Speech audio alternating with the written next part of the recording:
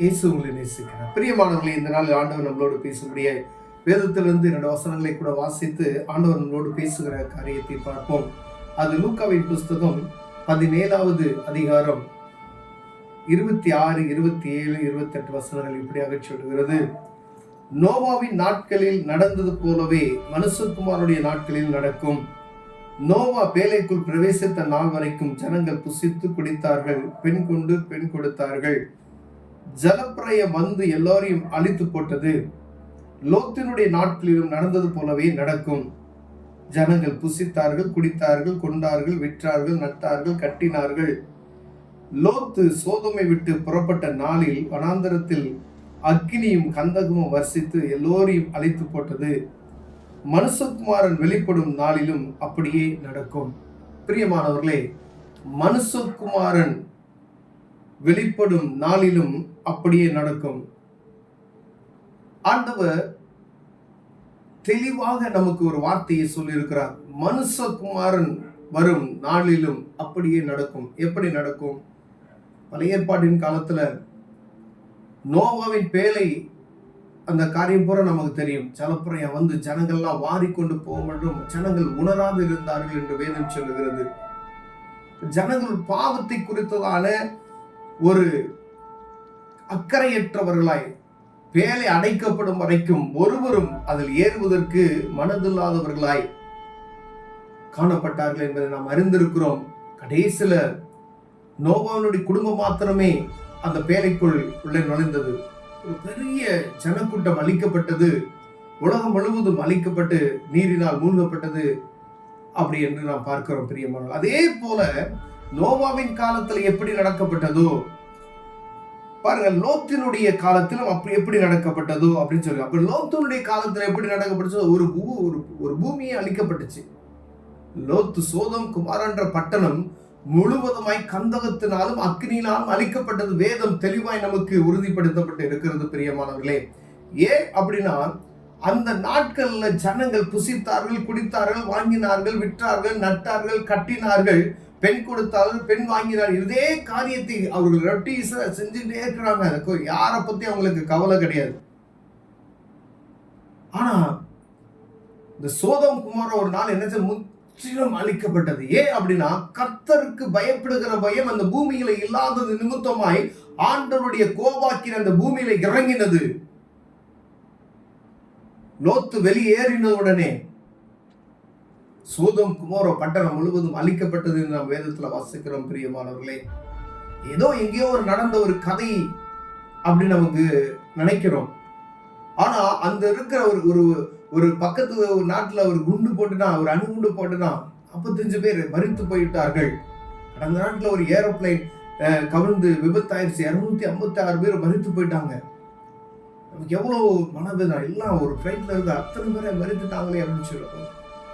ஆனா சோதம் குமாரா என்ற பட்டணம் முழுவதும் தீக்கரையாக்கப்பட்டது. ஒரு மனிதல்ல, புல்லு கூட அங்க முளைக்காது என்று வேத அறிஞர்கள் சொல்லுகிறார்கள். ஏன்னா கந்தகமும் அக்கினியும் வந்தது. அனைத்து ஜனங்களையும் ஆண்டவர் அழைத்து போட்டார். கர்த்தருடைய கோபம் அதே போல மனுஷகுமாரனுடைய நாட்களில் நடக்கும் என்று சொல்லப்பட்டிருக்கிறது. மேலே சொல்லப்பட்ட 2 உதாரணங்களை ஆண்டவர் நமக்கு காண்பிக்கிறார். அதே போல மனுஷகுமாரன் வெளிப்படும் போது, யார் மனுஷகுமாரன்? ஆண்டவராகிய இயேசு கிறிஸ்து. நான் எப்படி போனேனோ அதே போல நான் திரும்பி வருவேன் என்று சொன்ன ஆண்டவராகிய இயேசு கிறிஸ்துவை பற்றி நாம் என்ன அறிந்திருக்கிறோம்? லோத்துவின் காலத்துல எப்படி ஆண்டவரை பிரசங்கிக்கப்பட்டதோ, நோவாவின் காலத்துல எப்படி பிரசங்கிக்கப்பட்டதோ, இயேசு கிறிஸ்துவின் காலத்திலும் ஆண்டவராகிய இயேசு கிறிஸ்து பூமிக்கு வந்தார். மனிதனுடைய பாவத்துக்காய் அவர் மரித்தார். அவரே ஜீவனை கொடுத்தார். நம்முடைய பாவத்துக்காய் அவர் ரத்தம் சிந்தினார். மீண்டும் உயிரோடு எழுந்தார். அவர் போய் மீண்டும் நான் வருவேன் என்று சொன்ன அந்த வார்த்தை ஒவ்வொரு மனிதனுக்குள்ள கடந்து செல்லும் வரைக்கும் ஆண்டவர் காத்து கொண்டு இருக்கிறார். பிரியமானவர்களே, லோத்து வெளியேறின உடனே சோதம் குமாரன் எப்படி அழிக்கப்பட்டதோ, ஒரு நாள் மனுஷகுமாரன் வரும் பொழுது பூமியில அதே போல ஒரு காரியம் நடக்கும். எப்படி நடந்தது, எப்போ வருவார்னு தெரியாது. நியாயத்தீர்ப்பு எப்ப நடக்கும் தெரியாது. ஆனா அவர் வருவார். ஆனா உதாரணம் கொடுக்கப்பட்டு இருக்குது. எப்படி இந்த 2 காலகட்டத்துல நடந்துச்சோ அதே போல நடக்கும் அப்படின்னு சொல்லி. அப்ப இப்ப இருக்கிற ஒரு காலகட்டத்துல பாருங்களேன், அதே போல நடந்து கொண்டு இருக்கிறது. எங்கு பார்த்தாலும் குடி, கேள்வி கேட்பதற்கு ஆள் இல்ல, சொல்ல முடியல, பலவிதமான அசுத்தங்கள். நம்ம கைக்கு போன்ல எல்லாவுடைய காரியம் இருக்கிறது. ஒரு குறிப்பிட்ட நாளுக்கு முன்னாடி போன் கிடையாது. ஆண்டவர் உங்களோடு பேசுகிறார் பிரியமே. கடைசி காலம் என்பதை அறிந்து கொள்ளும்படியாய் ஆண்டவர் இந்த வசனங்களோடு நம்மளோடு இடைப்படுகிறார். சோதம் குமார பட்டணம் அழிக்கப்பட்டது போல அந்த நாட்கள் என்ன நடந்துச்சோ அதே போல மனுஷகுமாரன் புறப்படும் நாட்கள் உண்டாகும் என்று ஆண்டவர் தெளிவாக சொல்லி இருக்கிறார்.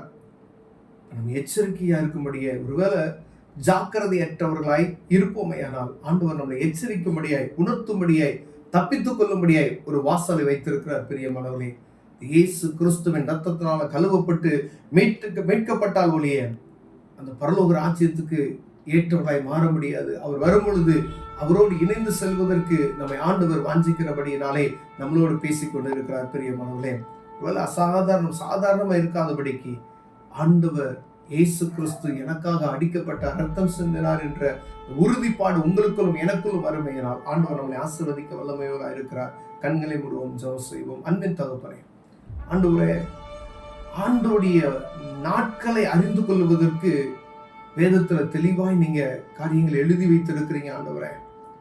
ஆண்டவரே, நாட்கள் கடந்து சென்று கொண்டிருக்கிறது. நாங்கள் ஜாக்கிரதை உள்ளவர்களாய் காணப்பட முடியாது. எங்களுக்கு உணர்த்தினதுக்காய் ஸ்தோத்திரம். இயேசுவின் நாமத்தில் பிதாவே, ஆமென்.